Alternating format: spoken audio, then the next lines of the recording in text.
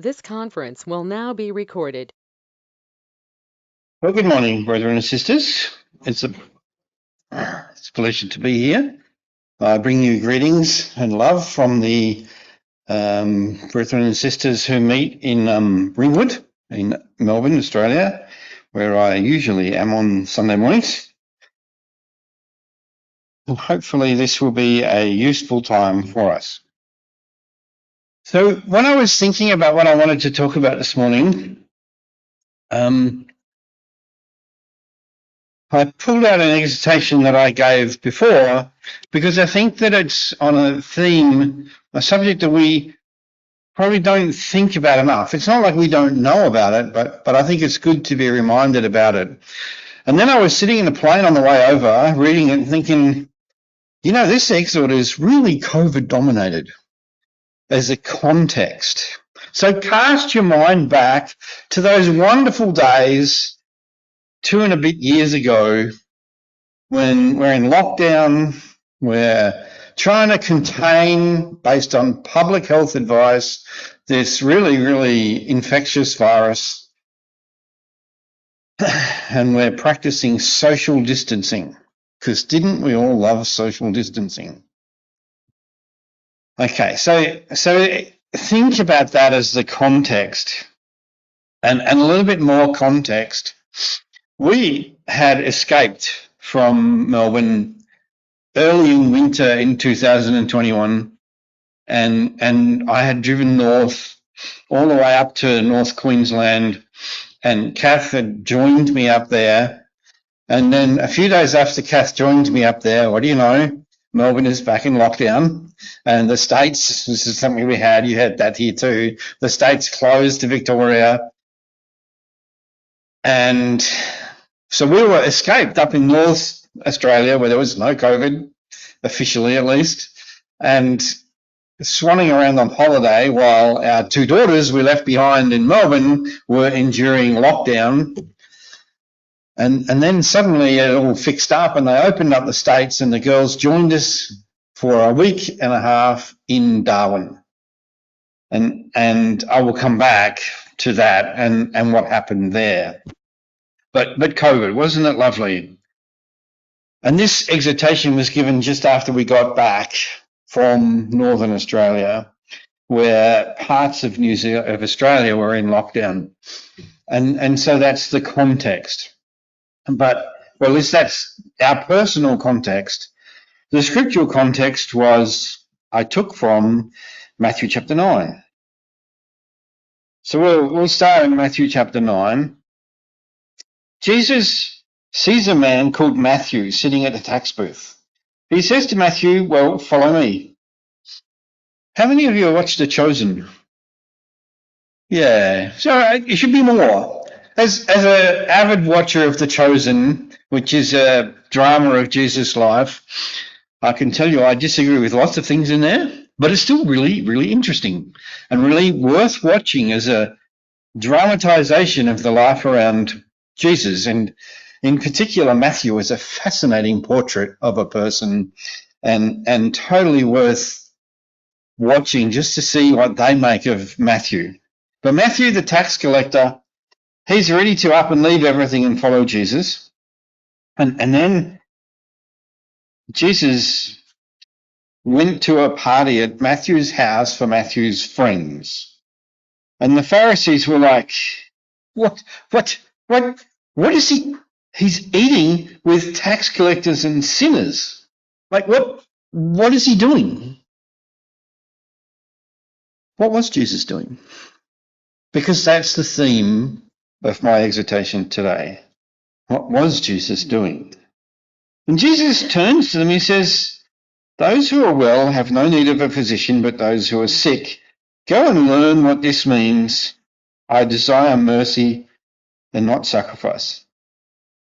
So, what did the Pharisees make of this, I desire mercy, not sacrifice? I think that they would have heard that and thought, that makes no sense at all. It's stupid because we believe in justice. so we can have mercy. We believe in sacrifice because it gives us mercy. And so when Jesus says, I desire mercy, not sacrifice, they're like, there's no paradigm that makes sense to them. And the law of Moses is really quite clear about this. So let's go and have a look at some examples in this in the law of Moses. Let's go to Leviticus 14. I'm going to look at a few more verses, but there's a abundance of riches for verses on this subject. This shall be the law of the leprous person for the day of his cleansing. And he's got to go through this arbitrary public health process of cleansing with live birds and cedar wood and scarlet yarn and hyssop. And he shall sprinkle himself 7 times, so he's cleansed of the leprous disease.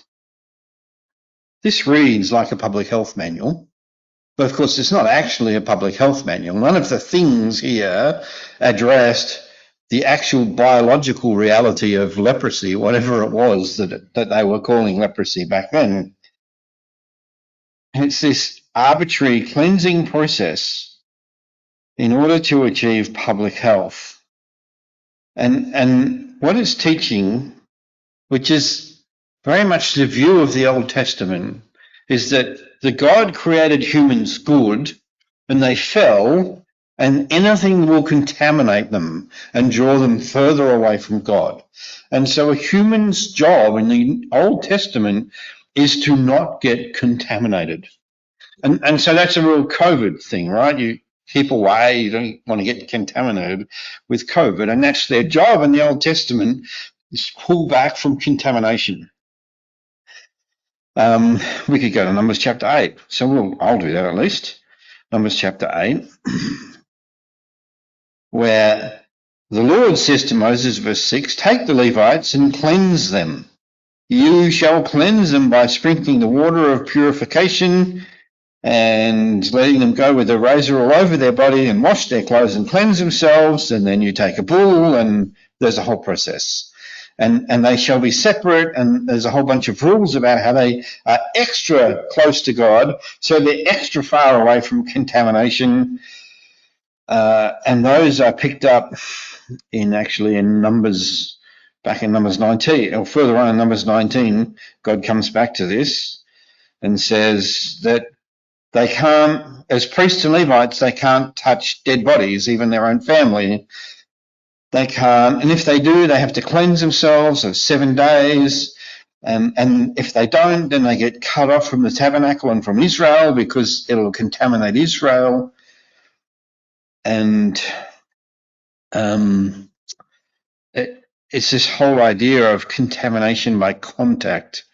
And it's most clear in the rules for priests in Leviticus 21 and the cycles that they go through to regain cleanliness if they are contaminated.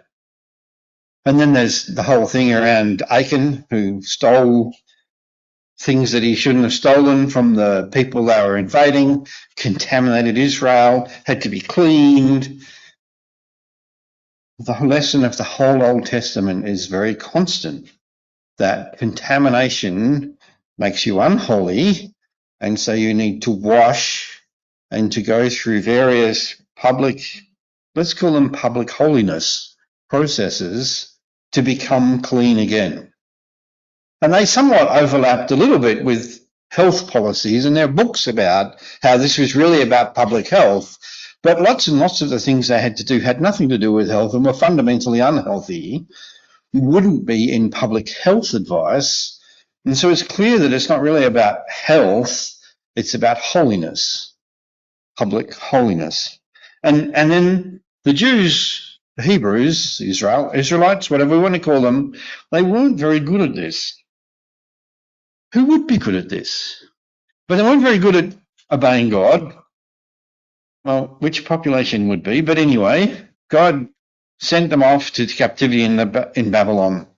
And they came back from the captivity in Babylon convinced that if they just held to public holiness, then they would be privately holy, and they would be spared invasion, rape, taxation, starvation. That is mercy, to be spared those things. And so the Pharisees lived in that world, the world of public holiness, which led to being saved from invasion. But they had the Roman overlords, and so their basic policy for dealing with the Roman overlords was threefold. One was the Sadducees, who accommodated the Romans and joined their corruption. Then there was the Zealots, the terrorists, who played the same playbook of terrorism that never goes away and kill the Romans and just make everything worse. And then there was the Pharisees, who were like, if we can just dial up the holiness to enough, then the Romans will go away. And so the Pharisees' policy was intended to save the people, mercy. And so when Jesus says that I desire mercy, not sacrifice, they had no way to process that. And it was a significant clash for the Pharisees.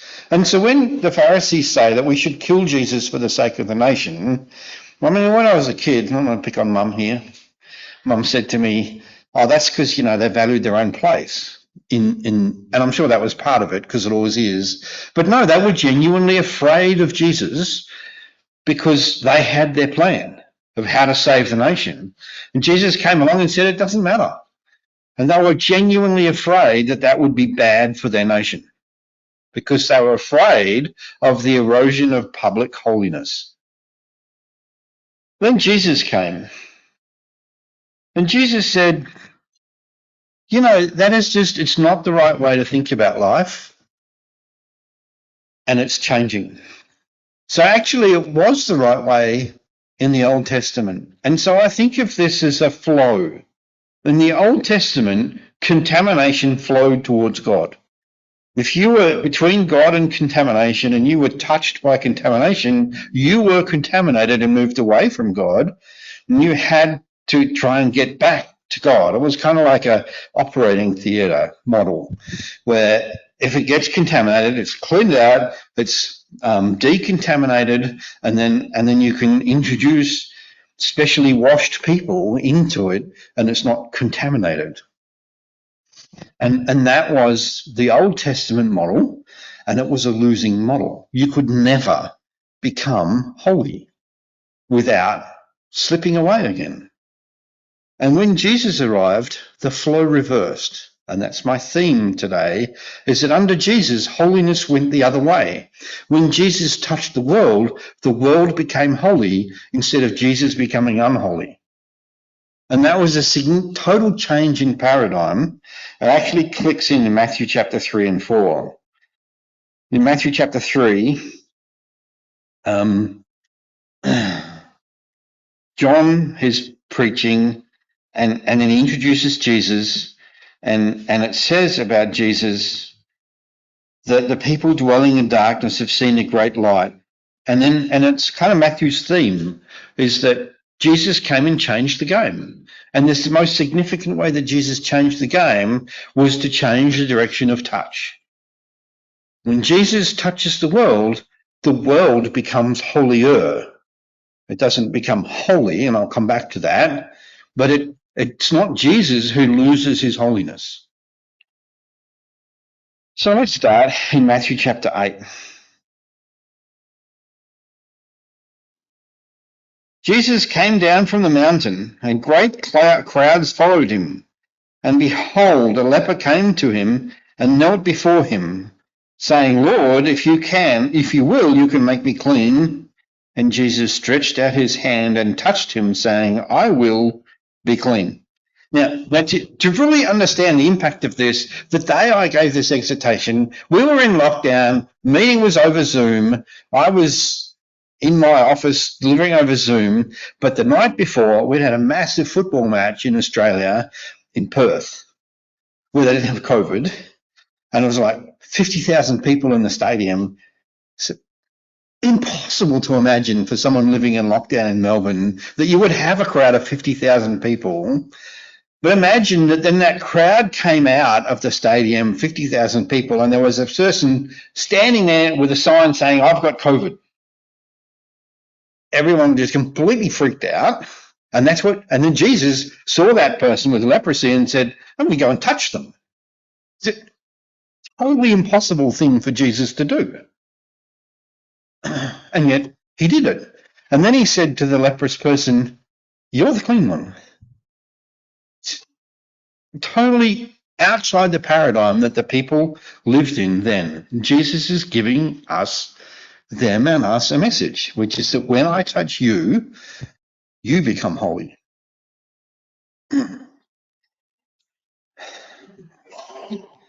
And then let's go and look at Mark chapter 5. Mark chapter 5, this is great. So when we were, even when we came out of lockdown in Melbourne, and maybe you had the same experience, but we came out of lockdown and we could go back to going to shopping malls and crowds. We still kept away from each other. And even today in Melbourne, we still keep away from each other more than we did before COVID. Is that the same here? Yeah, a little bit. It's dropping away, right? But still, we keep away. And I really came to understand how big that was because Mel and Tali had been living in Melbourne under lockdown, and then they lifted lockdown, and they, like after a week after lifting lockdown, they opened the border with Northern Territory transiently. I have no idea why, but that meant that we could get Mel and Tali to fly up to Darwin to spend a week and a half with us in Darwin. So we picked them up at Darwin Airport and we immediately took them to the nearest shopping mall to get some supplies so we could go back out into the bush again. And we walked into the shopping mall and Tali and Mel and Tali had a total meltdown because nothing had changed in Northern Territory. People would actually brush them, touch them as they walked past, and they're like freaking out because it doesn't happen. It didn't happen in Melbourne. It's still less likely than that. But people would just touch you as you go by and move you aside like COVID had never happened. And Mel and Taylor were just freaking out. And it really underscored for me how much things had changed over the time that we hadn't really noticed it until they were trying to deal with that. And so in Mark chapter 5 is a very famous passage. Jesus had crossed, he was beside the sea, and one of the rulers of the synagogue, Jairus by name, implored him, saying, my little daughter is at the point of death. Come and lay your hands on her so she may be made well and live. And Jesus went with him, and a great crowd followed him and thronged about him. Now, we just read that without really thinking about it. But you understand, the Pharisees, as a public holiness measure, lived with social distancing. They would be like, there's a beautiful scene in The Chosen where they're walking along a passage and they see people coming the other way. So they go and hide in a doorway so that the people can go by without getting too close and making them unclean. Totally COVID social distancing, right? Don't go too near to people. And so the Pharisees, they wait for them to go and then they poke their heads around the corner and see that there's still people coming, so they wait a bit more and then finally they can go. They lived like that because that was their public holiness policy. And Jesus says, oh, don't worry about that. And so many people are touching him that when Jesus said, hey, someone touched me, Peter goes, really? Like, everybody touched you. It's just totally impossible for a religious leader to behave like that. And Jesus lived like that. It was normal. Everybody knew that's what Jesus was about. And we know about the woman who touched him and she was made clean.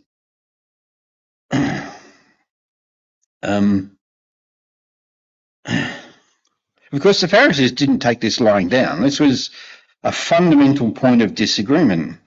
So in Luke chapter 7,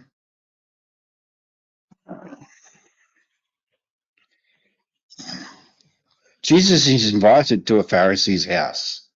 I presume that as part of the negotiations, the Pharisee ensured beforehand that Jesus at least said that he was clean and got washed. I presume, because how else could he possibly go to a Pharisee's house? I mean, we just sort of take it for granted that he went to the Pharisee's house, but he couldn't possibly go there when he was unclean. Must have been some negotiation around that. But he's at the house and he's reclining at the table, and behold, a woman of the city, a sinner, definitely unclean. She brings an alabaster flask of ointment, and she wets his feet with her tears, and wipes them with her hair, and anoints the feet with ointment. And the Pharisee says, well, if this man were a prophet, he would have known who is touching him, for she's a sinner. And Jesus says, no, that's not how it works at all. And he talks about debt and payment of debt, but he takes it for granted that he's fine with the woman touching him. And then he says, elsewhere, he says, the woman, her story will be told.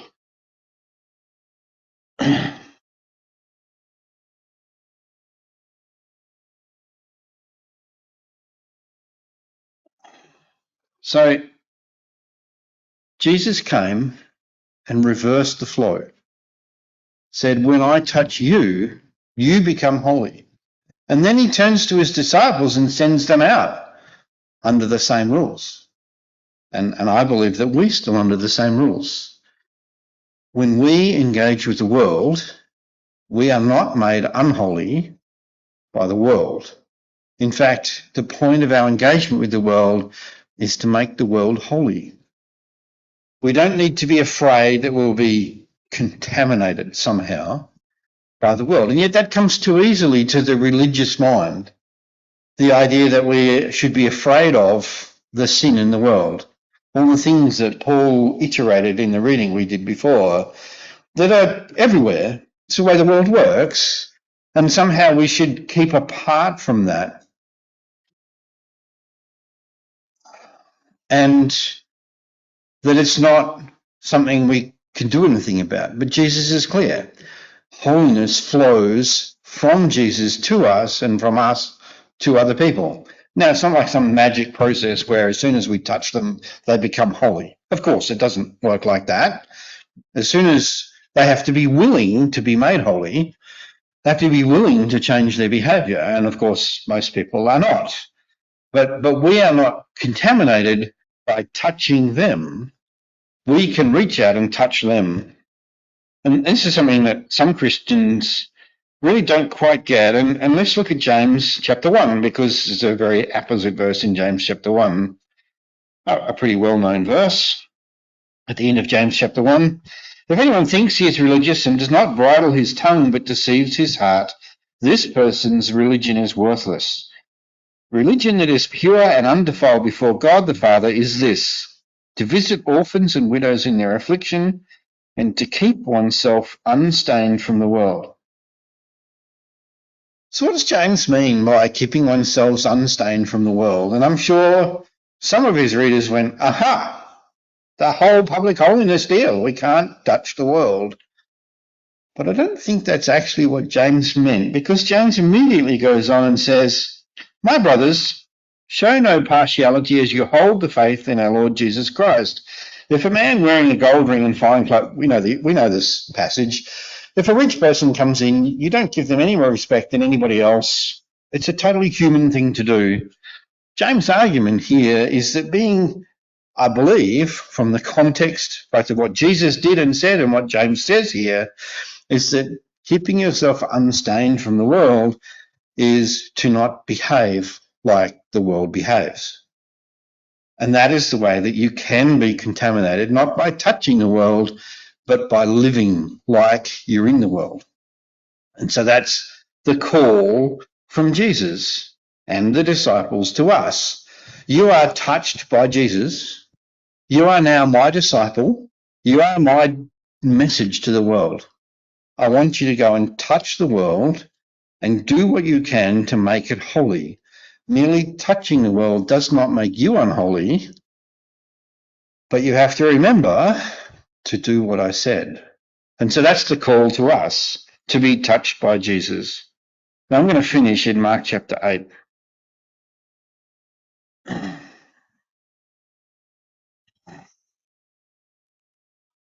He came to Bethsaida, and some people brought to him a blind man and begged Jesus to touch him.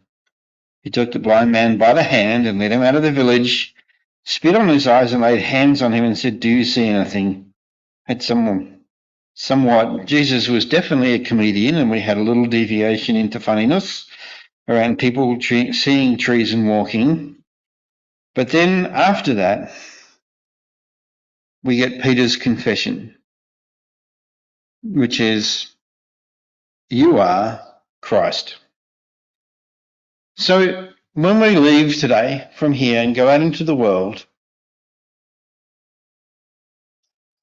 I encourage you to remember that we are called to be touched and to touch the world and encourage the world to become holy by following Jesus.